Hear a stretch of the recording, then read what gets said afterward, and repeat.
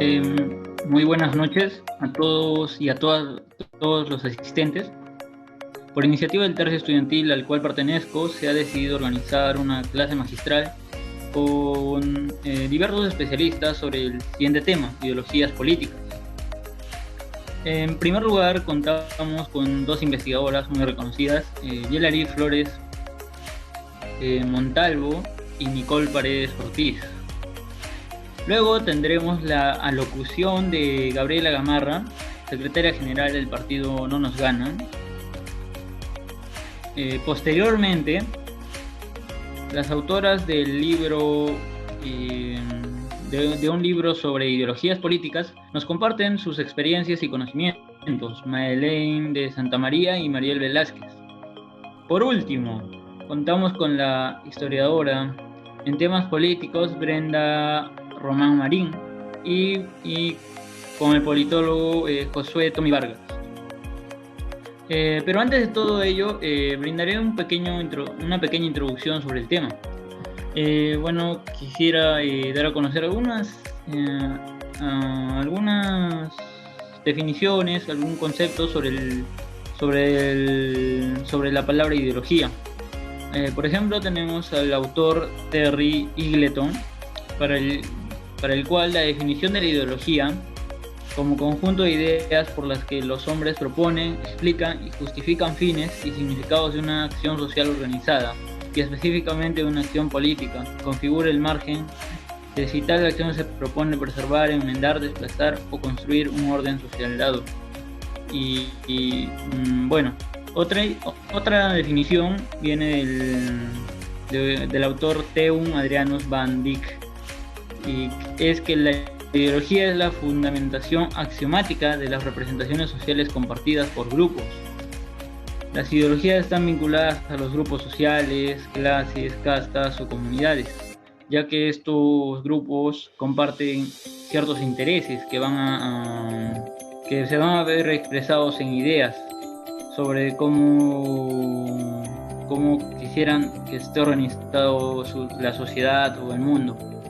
Asimismo, se menciona que las ideologías no son necesariamente negativas y que todas las ideologías son similares en estructura y funciones, ya sea que estas sean compartidas por los grupos dominantes o dominados.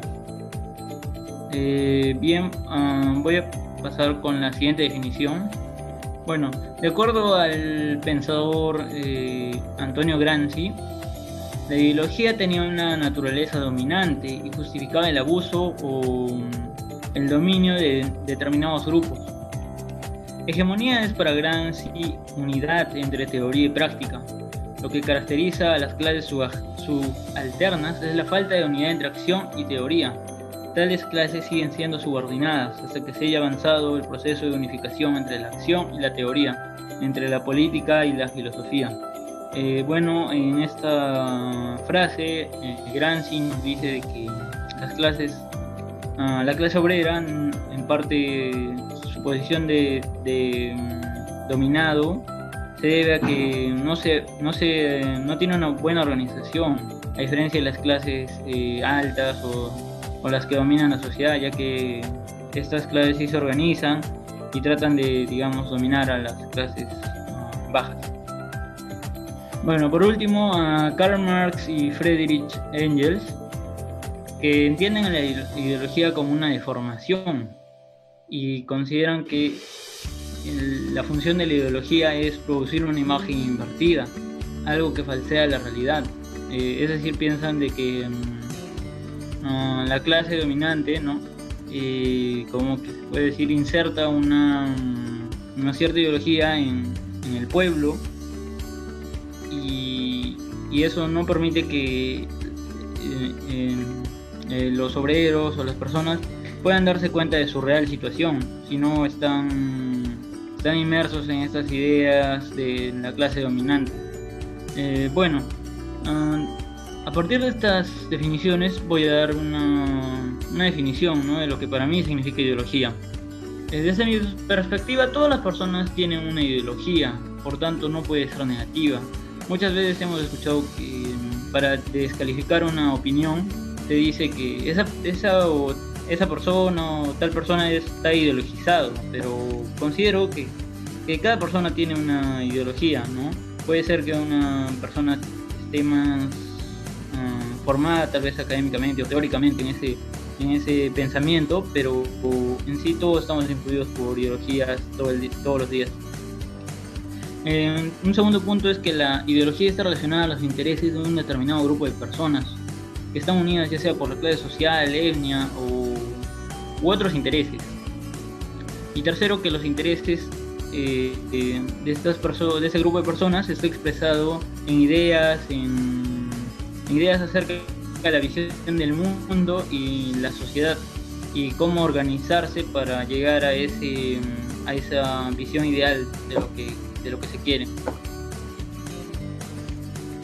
Bueno, ahora vamos a darle el paso a Gilary Flores Montalvo, socióloga por la Pontificia Universidad Católica del Perú y doctora en Ciencias Políticas por la Universidad de la Sorbona en París, Francia, que además miembro del Instituto Francés de Estudios Andinos. También nos acompaña Nicole Paredes Ortiz, quien es antropóloga y licenciada en Ciencias Políticas por la Universidad Mayor de San Marcos, y asimismo cuenta con estudios en la Escuela de Gobierno John F. Kennedy de la Universidad de Harvard, y les damos el pase. Muchas gracias. Gracias por el pase y bueno, nuevamente agradecemos que nos des este pequeño espacio para poder difundir este tipo de ideas. Vamos a iniciar con el mapa ideológico que está siendo propuesto por Hans Heijensek en su libro Sentido y Disparate en Psicología, publicado en 1964. Bien, este autor nos propone que las ideologías políticas se pueden juntar en dos dimensiones, la económica y la social. La primera está constituida de dos contrapartes, la izquierda y la derecha. Por otro lado, también tenemos en la dimensión social dos contrapartes que vendrían a ser el autoritarismo y el libertarismo. En cada cuadrícula, por ejemplo, en la del totalitarismo que está entre la izquierda y lo autoritario, tenemos algo que la característica que vendría a ser el colectivismo, de la misma manera con el conservadurismo, que acepta o aprueba la propiedad privada, mientras que en el socialismo tiene un rechazo total hacia esta, y finalmente en el liberalismo está el individualismo caracterizándolo. También dentro de cada uno de estos cuadraditos hay ciertas 4 subdivisiones para ser más precisos. Está el estatismo extremo, estatismo romántico, económico y moderado, de la misma manera en el conservadurismo, socialismo y liberalismo. Bien, ahora hay algo que tenemos que mencionar y es que ambas dimensiones, la económica y la social, en conjunto forman un mapa ideológico, lo que ya hemos mencionado. Y el punto en el que ambas se intersecan vendría a ser considerado como el ámbito político. Además que en este mapa vamos a encontrar una serie de ideologías que desarrollaremos a continuación, iniciando con el totalitarismo. Bien, para poder describir este tipo de ideologías se nos pueden venir distintos adjetivos a la cabeza como despótico, abusivo, tiránico, etc. Y bueno, estos términos no están tan lejos de lo que realmente caracteriza al totalitarismo, pues este tiene ciertas características que vamos a desarrollar a continuación. Bien, estas características fueron propuestas por Freilich, que menciona en su estudio a Raymond Aron, que especifica este tipo de características en su libro Democracia y Totalitarismo, iniciando con la característica de partido único, lo que quiere decir que bajo esta ideología el Estado se sustenta solo bajo un partido político que detenta el poder y el monopolio de la actividad política. Le otorga autoridad absoluta al régimen y también el Estado posee un monopolio de medios de persuasión, coacción y medios de comunicación en general. Para así poder garantizar su permanencia en el poder, suprime distintas opiniones contrapuestas a este tipo de ideología, lo que nos llevaría a la siguiente característica, que podría ser la politización del terror, entendido como que todas las faltas cometidas por estos individuos van a ser a nivel político, profesional o económico consideradas de índole ideológico. También, finalmente, podemos decir que la economía es controlada por el Estado. Asimismo, hay algo que tenemos que acotar, y es que el totalitarismo tiene bajo un excesivo control a las distintas instituciones y también limita la libertad del individuo. Hay algunos ejemplos que podemos mencionar del totalitarismo. Entre ellos están el nazismo, fascismo y el estalinismo. El nazismo se produjo a raíz del descontento social y una crisis económica que vino luego de la derrota de Alemania en la Primera Guerra Mundial. Fue encabezada por Adolf Hitler luego de su ascenso al poder en 1933 como canciller. El fascismo surge en Italia luego de una crisis generada por la Primera Guerra Mundial también, lo que incentiva distintas revoluciones, y entre ellas está la Marcha sobre Roma, que se desarrolla en 1922, liderada por Benito Mussolini. Finalmente tenemos al estalinismo, donde la figura que obviamente más destaca es Joseph Stalin, quien asume el poder en 1929. Ahora pasaremos a hablar sobre el conservadurismo. Bien, primero tenemos que preguntarnos ¿qué es el conservadurismo? El conservadurismo, como su propio nombre indica, se relaciona con conservar o estar poniendo resistencia a distintos cambios o modificaciones que sean grandes en distintos ámbitos de la sociedad. Se amparan en normas morales y sociales de carácter tradicional. Algunas veces podemos pensar que son muy rígidos al momento de aceptar este tipo de cambios. Sin embargo, los conservaduristas en sí no rechazan el cambio como tal, al menos no en su totalidad. Insisten que los cambios tienen que ser orgánicos y no revolucionarios. Hay algunas características que podemos mencionar, pero antes de ello vamos a pasar a mencionar a un autor, Jaime Spiegel, que en su estudio menciona que el conservadurismo se sostiene bajo 3 valores: la autoridad, lealtad y tradición. Y ahora sí pasaremos a explicar un par de características. En primer lugar están las ideas nacionalistas. Los conservadores valoran bastante las tradiciones, instituciones, costumbres y cultura de su país. Defienden que deberían mantenerse como están y asimismo que no debería haber interferencia de ideas externas o extranjeras que den pase a posibles cambios. También defienden la religión y la familia como medios de transmisión de valores morales. Asimismo, defiende también valores tradicionales y es contrario a ideas que cambien el orden ya establecido. Ahora pasemos a hablar sobre su origen. Bien, el origen del conservadurismo viene del siglo XVIII, para ser más específicos, con el estallido de la Revolución Francesa, aunque no surge tanto a partir de ella, sino más bien como un tipo de reacción. Es así que a raíz de este evento histórico, muchas personas empiezan a ponerse en contra de las ideas que están trayendo, más concretamente las ideas de la Ilustración, y es por eso que se les empieza a denominar conservadores. Eso sería todo por mi parte. Le voy a ceder el pase a mi colega Hilary. Un gusto. Buenos días con todos los presentes. Estoy muy feliz de estar aquí presente en tan gran evento sobre la explicación de ideologías políticas. En este caso voy a hablar sobre el socialismo y el liberalismo.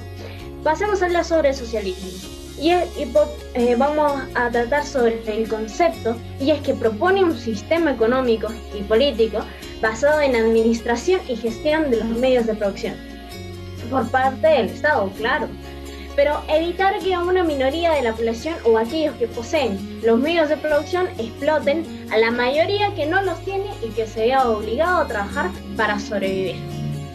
En la actualidad, el socialismo intenta reducir al máximo las diferencias económicas entre las diferentes clases sociales, creando mecanismos de redistribución a la riqueza y construyendo un Estado fuerte que vela por los intereses de los más desfavorecidos. Un representante de ello es quien vemos en la diapositiva, y es José Carlos Mariátegui, un escritor, periodista, político y filosófico peruano, representante de la vertiente de alto pensamiento socialista latinoamericano durante la primera mitad del siglo XX. Ahora pasamos a mencionar mi punto de vista sobre el socialismo. Y bueno, si me lo permiten, vamos así en la diapositiva. Muchas gracias. Bueno, aquí vamos a hablar sobre el socialismo, que para mí y para muchos políticos, el socialismo no funciona y jamás va a funcionar.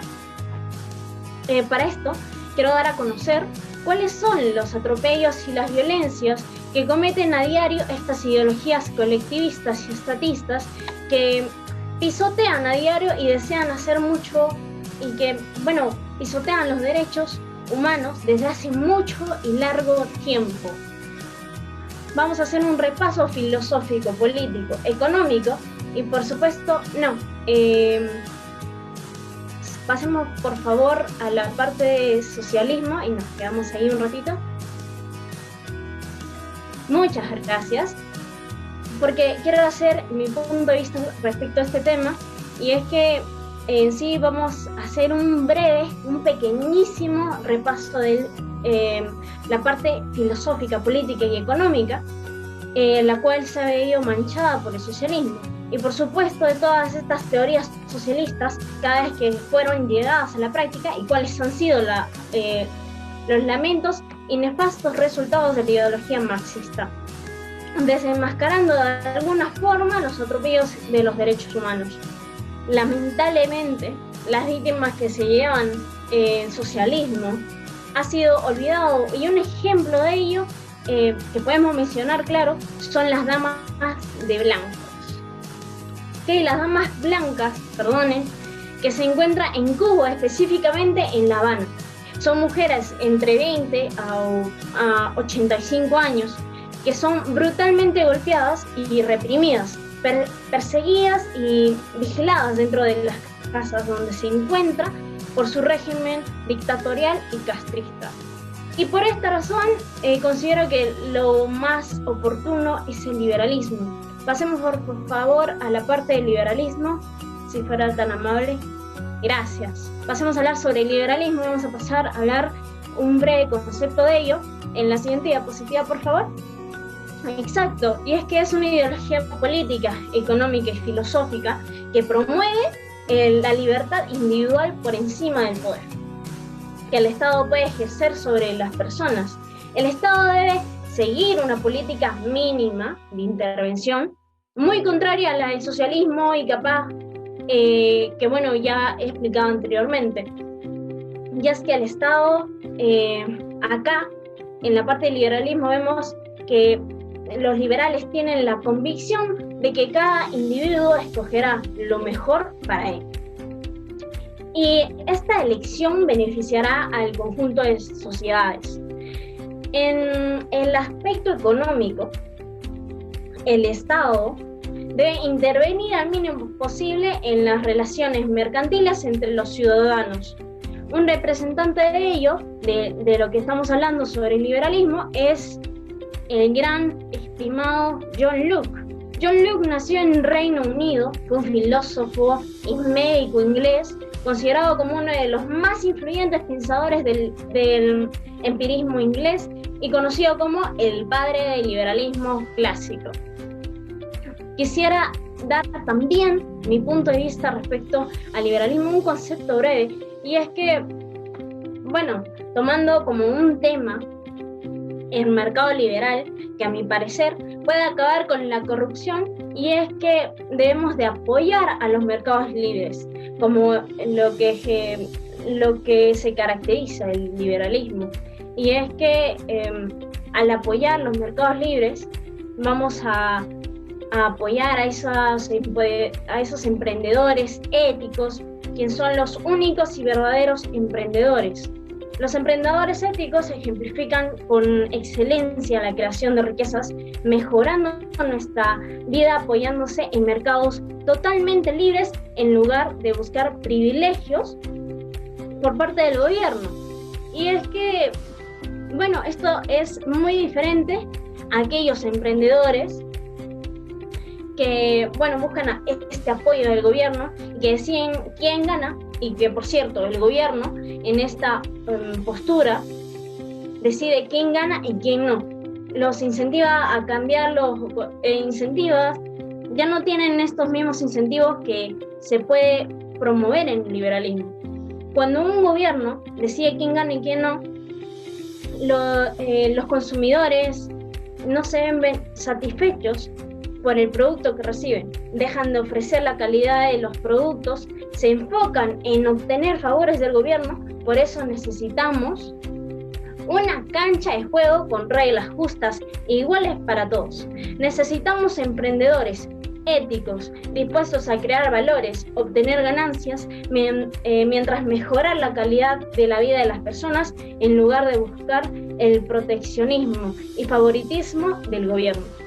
Dicho esto y explicado estas dos ideologías, que por cierto tienen dos características muy diversas y muy contrarias, quiero decir gracias por invitarme en este gran magno evento, y pasamos al siguiente ponente. Muchas gracias. Muchas gracias por su participación a ambas. Y ahora invitamos a... Ahora tenemos la participación de la secretaria general del partido No Nos Gana, Gabriela Gamarra Delgado. Le dejo la participación. Y muchas gracias por el pase y la oportunidad de poder compartir esta información con todos ustedes. Bueno, continuando con las ideologías en los partidos políticos, siguiente diapositiva. Ok, es importante en primer lugar conocer las opiniones de diversos autores. Para ello está en primer lugar Eric Azar y Lance Bennett, quienes advierten que las ideas y el lenguaje son la materia prima en la vida política, las cuales van a crear las consecuencias y el contorno de las políticas públicas, así como las actitudes y las acciones políticas. Con esta información en nuestras manos, podremos plantear la siguiente pregunta como un caso hipotético de qué vacío entonces se deja al no usar las ideologías.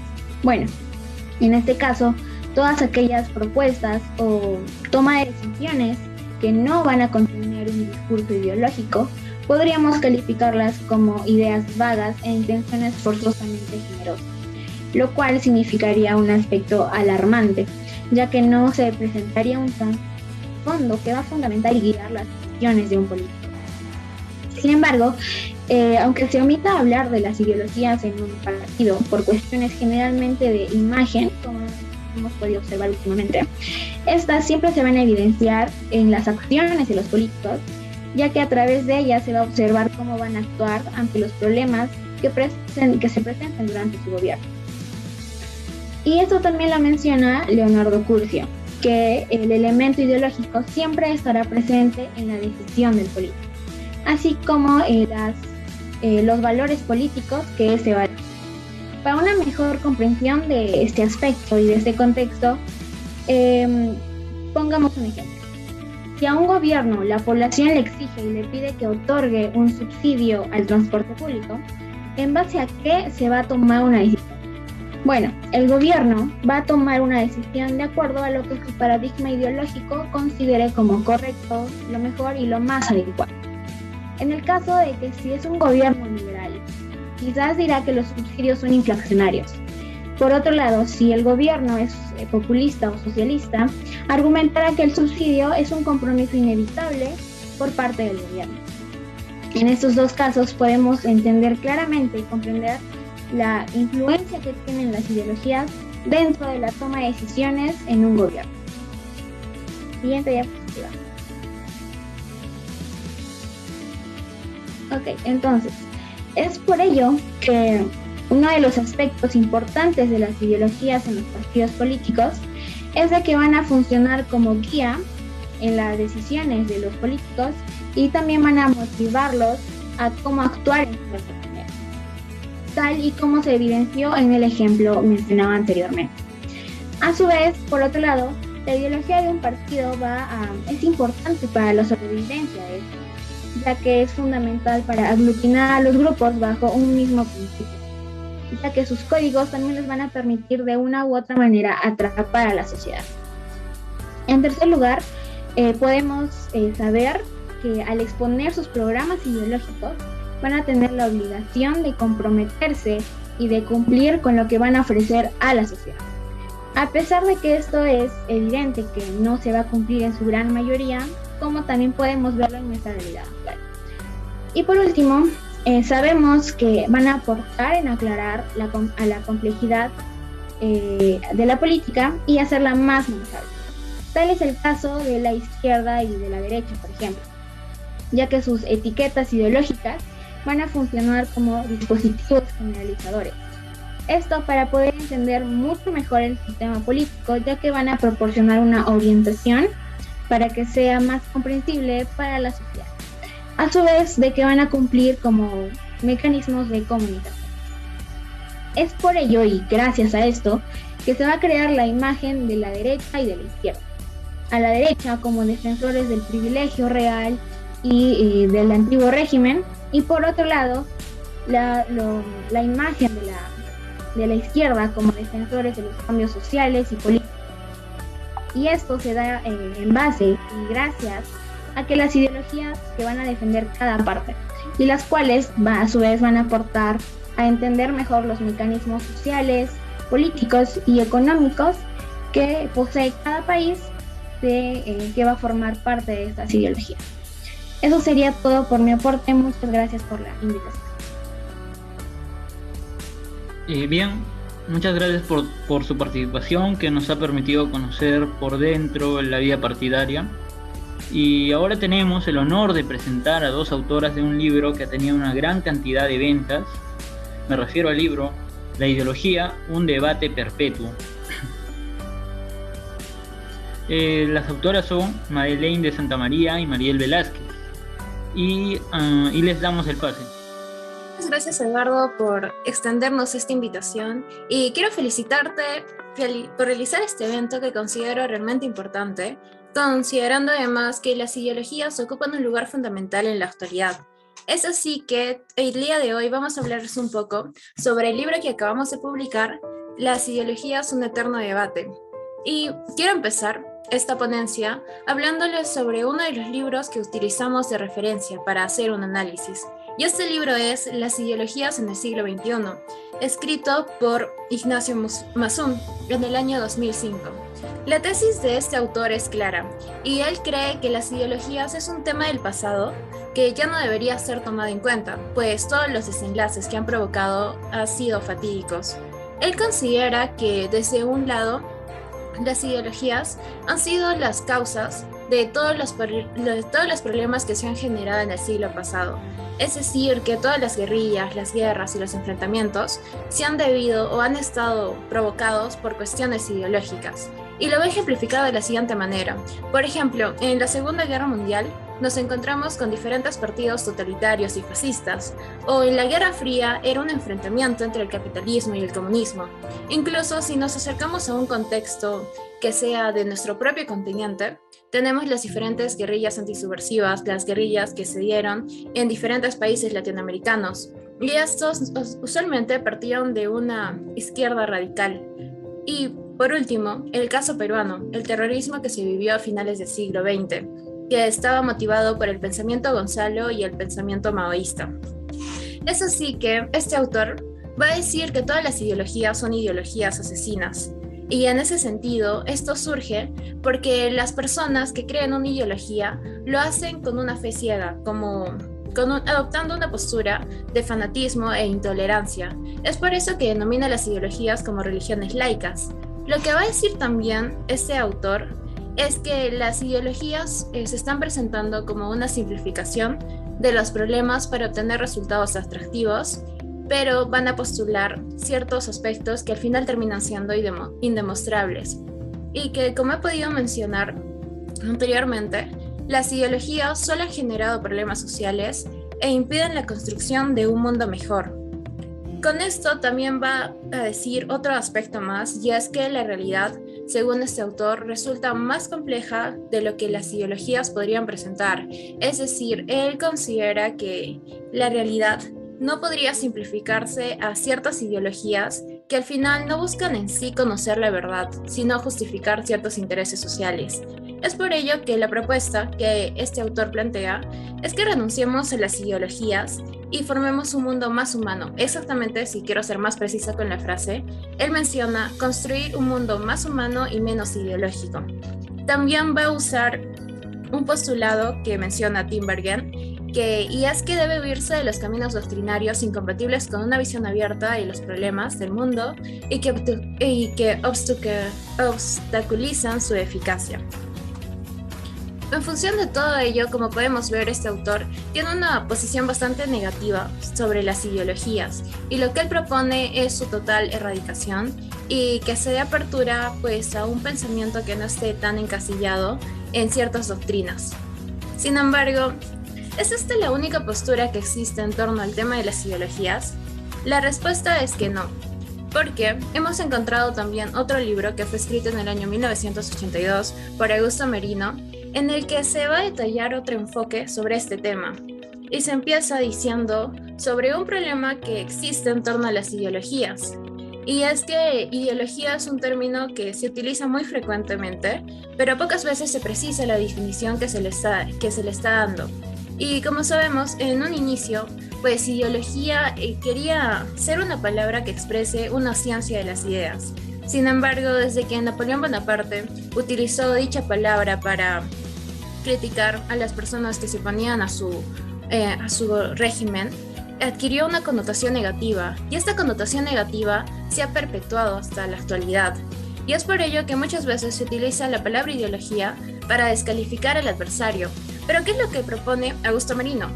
Augusto Merino quiere que todos reconozcamos que tenemos ideologías. Es decir, no solo la otra persona tiene una ideología, yo tengo una ideología, él tiene una ideología, ella tiene una ideología, todos tenemos ideologías. Y esta ideología no va a estar conformada solo de una parte, ¿cómo decirlo?, de la razón racional, sino que también se encuentra ligada de emociones, de pasiones, de ideales e incluso de frustraciones. Todos estos componentes van a integrar a lo que es una ideología. Así también la ideología se va a componer de una parte teórica y una parte práctica. Entonces, como vemos, esta teoría también va a decir que las ideologías no son una total falsedad, como tal vez proponía el marxismo, sino que es una verdad parcial. Y que, como podemos ver en esta segunda parte del texto, se encuentra vinculado a los intereses del grupo e individuo. Este aspecto es muy resaltante porque Merino postula que cada persona se siente identificada con cierta ideología debido a que satisface mejor sus intereses en comparación a otras. Para finalizar, Augusto Merino quiere decir un postulado que expresa Harold Mannheim, y se basa básicamente en 3 concepciones que giran en torno a la palabra ideología. La primera es la concepción particular, y es cuando se cree que la ideología de la otra persona es una mentira, es un engaño o es un error.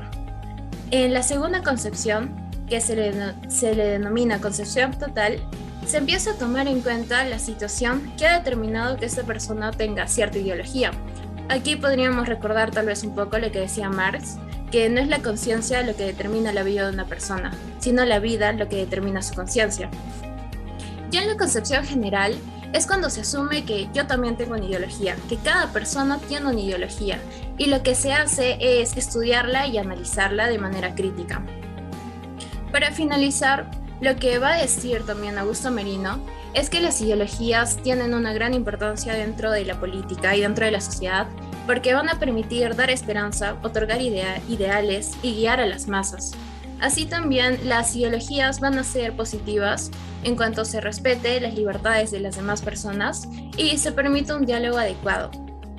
Antes de finalizar mi intervención, me gustaría precisar esta parte, porque si bien es cierto que debemos respetar a las personas que piensan distinto de nosotros, este respeto tiene un límite, la tolerancia tiene un límite, y es cuando se afectan los derechos, la vida y la libertad de otras personas. No podríamos respetar ideologías como el nazismo, por ejemplo.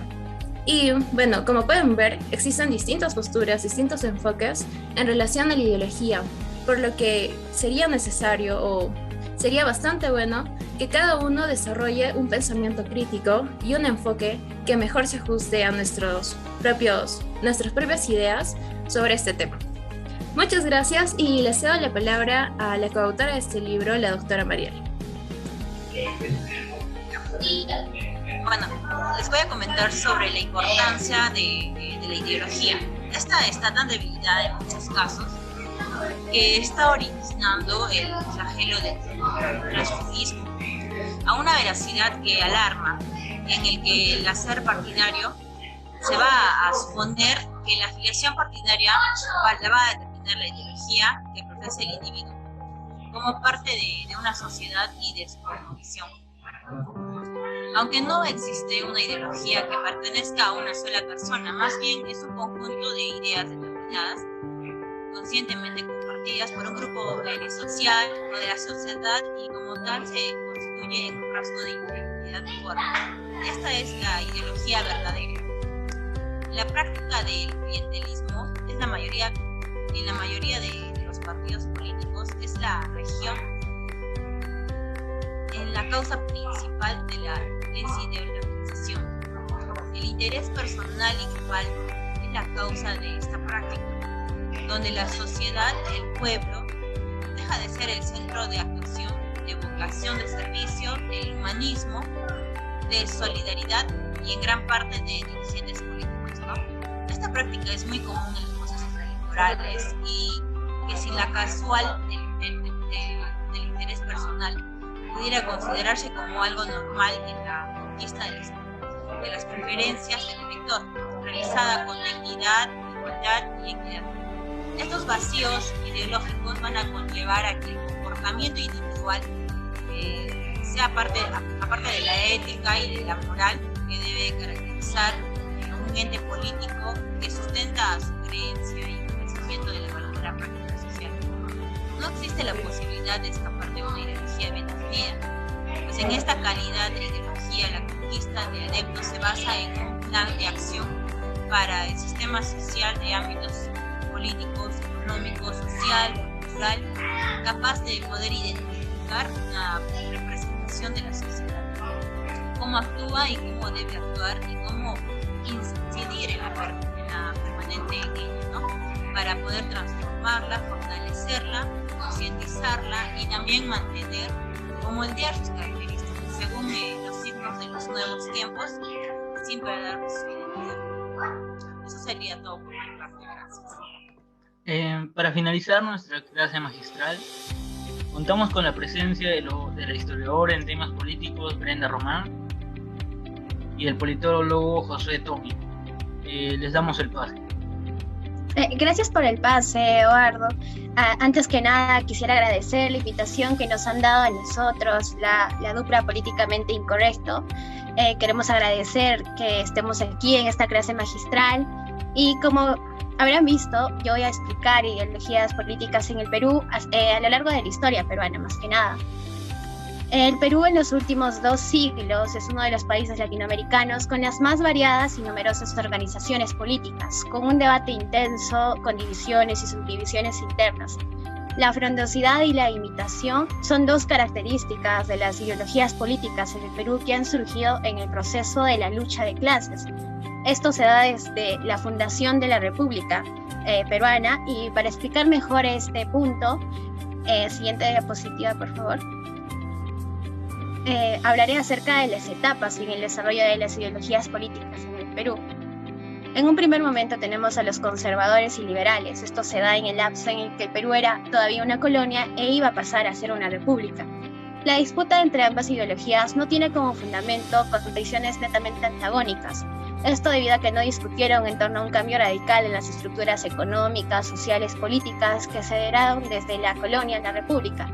Mantuvieron ciertas discusiones sobre temas como si el sufragio debía de ser algo más restringido o más universal, si nos convertiríamos en una república monárquica o en una república constitucional después de la independización. Aquí puedo destacar a 2 autores que vendrían a ser Bartolomé Herrera y José Gálvez. Bartolomé Herrera, con su tradicionalismo ultramontano, fue quien encarnó a la vieja clase de los terratenientes feudales. José Gálvez, con su posición constitucionalista, expresaba los anhelos de la burguesía comercial que buscaba consolidar su dominio sin alterar el orden existente. Recordemos que Gálvez fue un parlamentario que impulsó la abolición de la esclavitud en el Perú en ese entonces y también abolir el tributo indígena. Por otro lado tenemos el civilismo, que es el primer intento serio del liberalismo peruano por ordenar al país para producir progreso. Su caudillo principal vendría a ser Manuel Pardo, quien era fiel al positivismo y buscaba crear o construir una república práctica. Es por ello que de manera fiel al positivismo pretendió desideologizar al liberalismo, concentrándose en obras que den bienestar a la gente, produciendo cosas y educando a las personas, a los ciudadanos, para el progreso del país.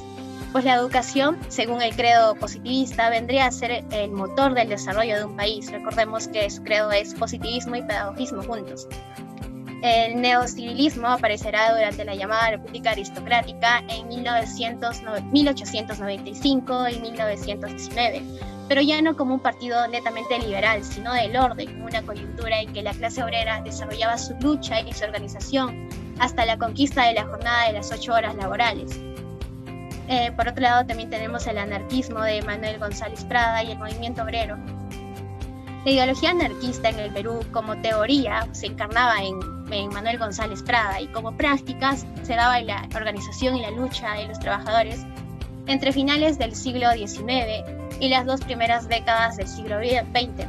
Siguiendo la doctrina anarquista, González Prada enarboló la fraternidad universal y pregonaba que el Estado, la Iglesia y el capital son las 3 manifestaciones del poder que esclavizaban al hombre, y también valoraba al indígena como símbolo peruano de la nacionalidad, porque recordemos que los indígenas eran muy despreciados en ese entonces y lo que Prada pretendía era revalorizarlos y mostrar el potencial que tenía a sus ojos los indígenas. Políticamente, González Prada no logró construir nada sólido ni concordante con sus ideas radicales. Incluso el país, la Unión Radical, que fundó en 1891, se convirtió irónicamente en una aliada de los partidos de la clase a la que el maestro trató de combatir, que vendría a ser las altas clases, las élites sociales.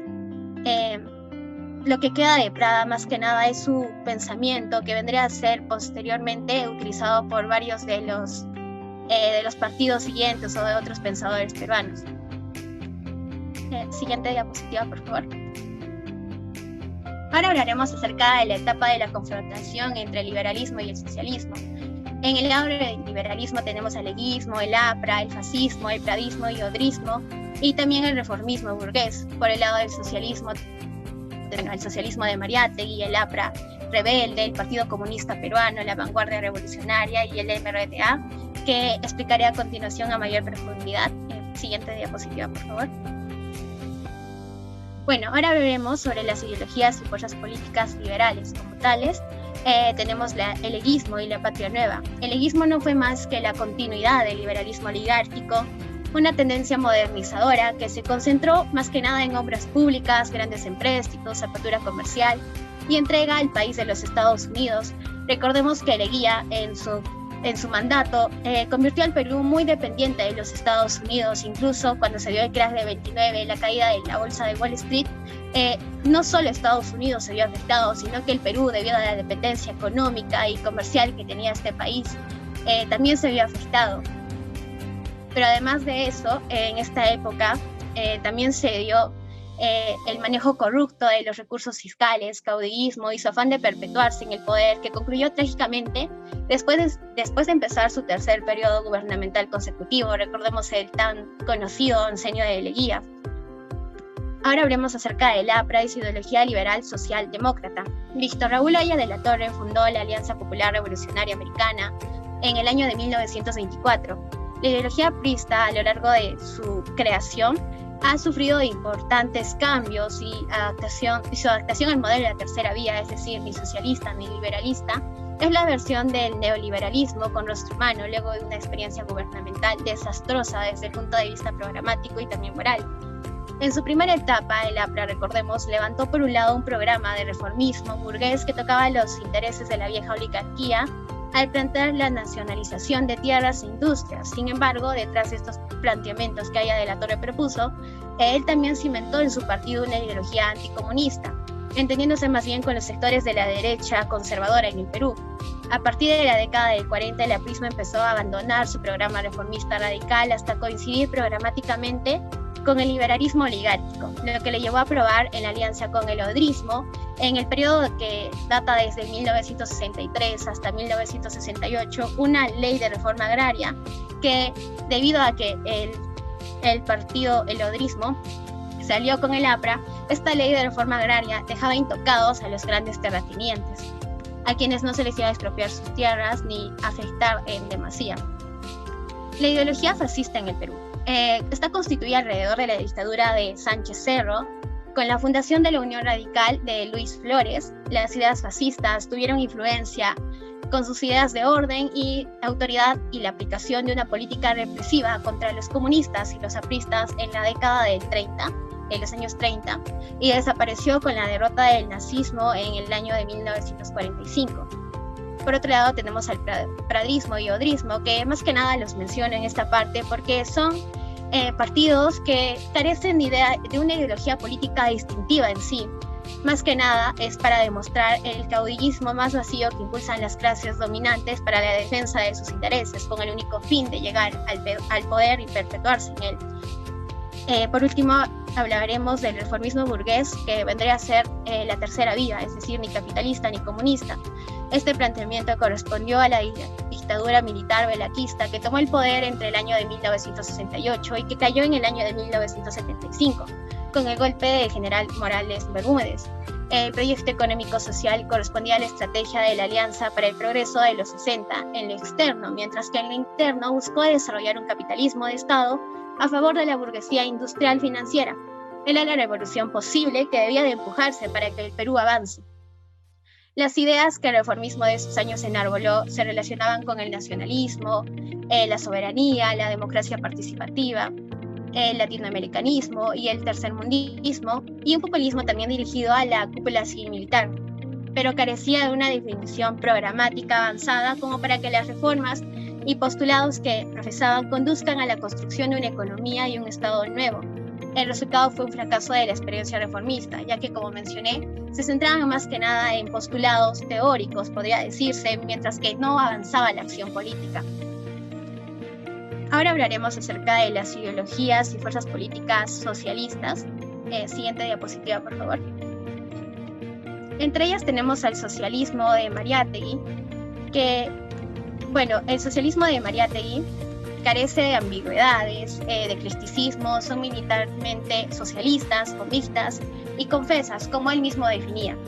Mariátegui se dedicó intensamente a educar a la clase obrera mediante conferencias y sobre todo mediante la edición de sus revistas En la Mauta y La Labor, a la vez que organizó partidos de obreros y campesinos. Fundó, como recordemos, la fundación de Federación de Yanaconas, la CGTP, el Partido Comunista del Perú, cuya trayectoria no siempre obedecía a orientaciones primogéneas de Mariátegui.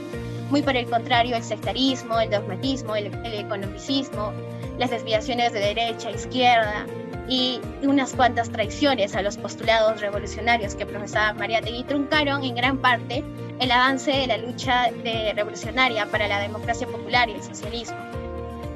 Aquí también tenemos al APRA rebelde, el MIR, es decir, el Movimiento de Izquierda Revolucionario, que surge en el año de 1959 como consecuencia del rompimiento de un importante grupo de jóvenes apristas con el partido aprista en sí. Como este le quitó el apoyo a la Revolución Cubana. Este grupo rebelde, bajo el liderazgo de Luis de la Puente Uceda, se adhirió a la revolución de Fidel Castro y asumió el modelo de la guerra de guerrillas para la toma del poder. Esta opción llevó a los rebeldes a fundar una organización más definida revolucionariamente, que vendría a ser el Movimiento de Izquierda Revolucionaria, y prepararse para iniciar la guerra revolucionaria. Sus planteamientos programáticos eran antiimperialistas y antifeudales, con una proyección socialista definida. Su lucha guerrillera se dio entre los años de 1965 y 1966, con un desenlace de derrota total. Aquí también tenemos el Partido Comunista Peruano, mejor conocido como Sendero Luminoso, un partido que dogmatizó los aportes marxistas, leninistas, del pensamiento de Mao Zedong y la propia experiencia de la Revolución China. Fue tanto su dogmatismo que llegó al límite de inventar el marxismo, leninismo, maoísmo, para luego agregarle el pensamiento de Gonzalo. Gonzalo vendría a ser el nombre de combate del tan conocido Abimael Guzmán Reynoso. Las consecuencias de su práctica están a la vista, eran tales como el violentismo militarista, el terrorismo puro. Por tanto, abandonó la lucha política de masas y de alianzas. Esta desviación izquierdista les llevó a plantear la militarización no solo del partido, sino de la sociedad futura. En la vanguardia revolucionaria. Esta fue una organización fundada en el año de 1964 por un grupo de izquierdistas, no marxistas ni leninistas. Su programa configura un reformismo radical con mucha incidencia en las organizaciones campesinas, sin dejar de lado a los trabajadores asalariados. Más que un partido, la vanguardia revolucionaria ha sido un frente revolucionario de diversas tendencias ideológicas, con la hegemonía de un sector reformista radical. Muchos de sus principales militares o militantes han profesado el catolicismo de la teología de liberación con posturas anticomunistas. El MRTA es la última ideología que trataremos, que vendría a ser el movimiento revolucionario de Tupac, que apareció en el año de 1986 y se fundó como un movimiento guerrillero en sí. Este reformismo armado combinó la lucha política de masas con la lucha armada, aunque no logró aglutinar ni comprometer a importantes sectores populares, salvo las regiones de San Martín y Ucayali, a través de la lucha popular en los frentes de defensa.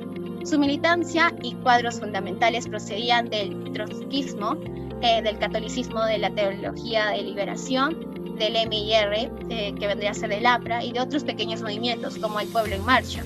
Su lucha armada tuvo como último episodio importante el asalto y posterior sangriento develamiento de la casa del embajador de la Embajada de Japón en el 17 de diciembre de 1996 y el 23 de abril de 1997 respectivamente. Esto sería todo por mi parte. Ahora le cedo la palabra a mi colega Tommy Vargas. Muchas gracias, colega Brenda. Ahora bien, vamos a hablar de las ideologías políticas en la actualidad. Siguiente diapositiva, por favor. Y tenemos un ejemplo muy cercano a nuestro país. Hablamos de Chile y las recientes elecciones que se han dado. Vale decir que en estos momentos está corriendo la campaña segunda vuelta y estamos en el tiempo de prohibición de encuestas. Pero el fenómeno que se vio fue Franco Parisi con el Partido de la Gente, un outsider pleno, pues tuvo el tercer puesto, superando incluso a Sebastián Sichel, el candidato del oficialismo de Piñera. ¿Y a qué viene este candidato y su participación? A decirnos, como una muestra palpable, que las ideologías, de poco en poco, en un país donde la ideología predominaba mucho en las elecciones, va a caer, con un knockout, puesto que siempre se hablaba de la dicotomía pinochetista-derechista y de la izquierda allendista, o que al menos reivindicaba siempre en contra de la dictadura. No obstante, ahora tenemos un candidato que no parece de centro, puesto que él mismo dice que trabaja por la gente. Justamente su partido se llama tal cual, de la gente. Y es que no predomina una búsqueda de buenas ideas, sino de buenas propuestas para su electorado.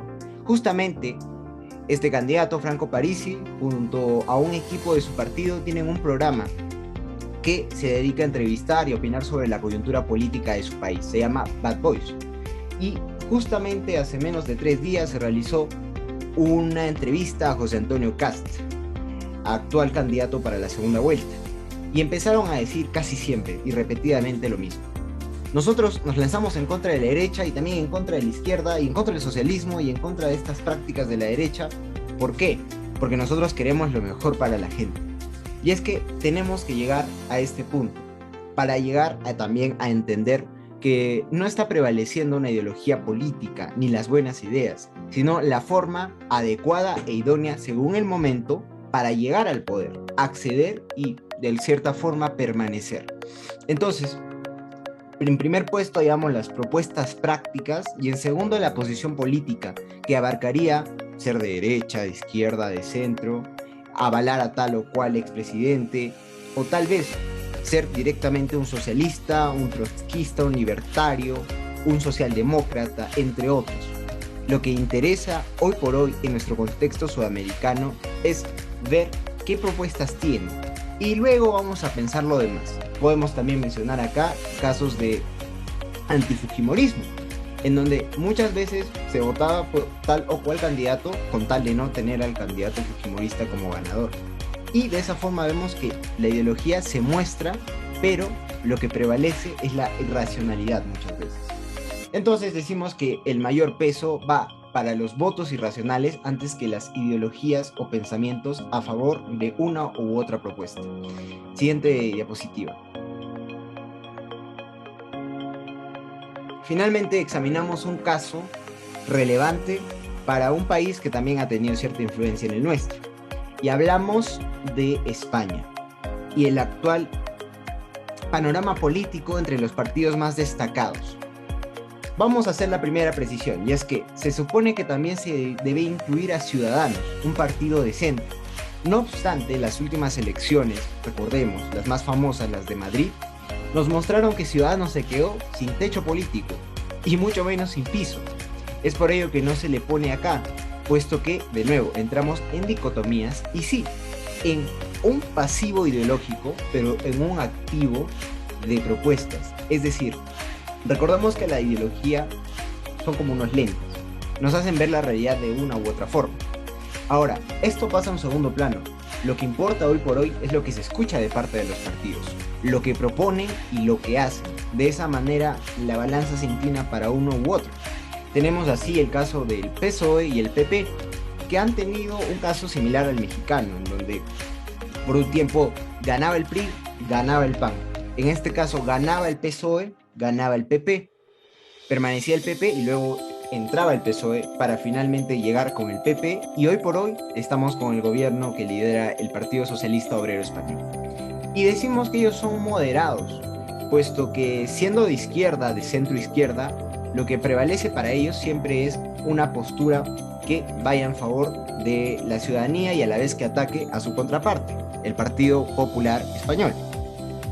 Mientras que vemos, además, que los ánimos empiezan a exacerbarse, tanto en la política como en la ciudadanía, y por eso surgen dos partidos que son mucho más radicales, tienen pensamientos más fuertes, pero siguen alineados por ese sector, por esa orientación. En el caso del PSOE tenemos a Podemos como tal, el partido español liderado en su tiempo por Pablo Iglesias, y Vox, que hoy por hoy lo lidera Santiago Abascal. A Vox se le considera ultraderechista, a Podemos se le considera ultraizquierdista. Pero lo relevante de este caso es entender cómo el PSOE y el PP comparten siempre el poder, no obstante la ideología, aunque puede cegar, los mantiene dentro del círculo más poderoso de España. Y Podemos y Vox surgen como propuestas que abiertamente enseñan su ideología. Podemos, un partido feminista, un partido que apoya todas las luchas del progresismo, mientras que Vox es anticomunista, antiprogresista y anti cualquier acto que se muestre de izquierda. Entonces, claro, hay un sinceramiento de ideologías, pero ¿qué nos dicen las encuestas y las elecciones recientes? Que el PSOE y el PP siguen adelante. Y Vox, por ejemplo, en las últimas elecciones pudo ser determinante, no obstante, con su abstención, igualmente se le investiga a Isabel Ayuso, que recordemos es la alcaldesa de Madrid. Y por las encuestas nuevamente se ve que el PSOE no está yendo muy bien como gobierno, y seguramente quien se está perfilando hoy por hoy es el Partido Popular, y como su cabeza a Pablo Casado, quien puede ser el futuro jefe de gobierno de España. Vemos que las ideologías ciertamente siguen, existen, pero naturalmente dejan de ser relevantes, pasan a un segundo plano, y lo importante hoy por hoy es la manera de llegar al electorado, de conseguir el poder y finalmente permanecer en él. Con esto, de parte de Brenda Román y mi persona Josué Tommy, agradecemos su atención. Agradecemos a la dupla políticamente incorrecta de la historiadora Brenda Román y el politólogo José Tommy, y también a todos los ponentes, ya que fue un honor haberlos escuchado. Sus explicaciones fueron muy claras y estoy seguro que todo el público ha adquirido nuevos conocimientos y entiende mejor este controversial tema de las ideologías. Fue una clase magistral muy fructífera y repito los agradecimientos y será hasta una próxima oportunidad.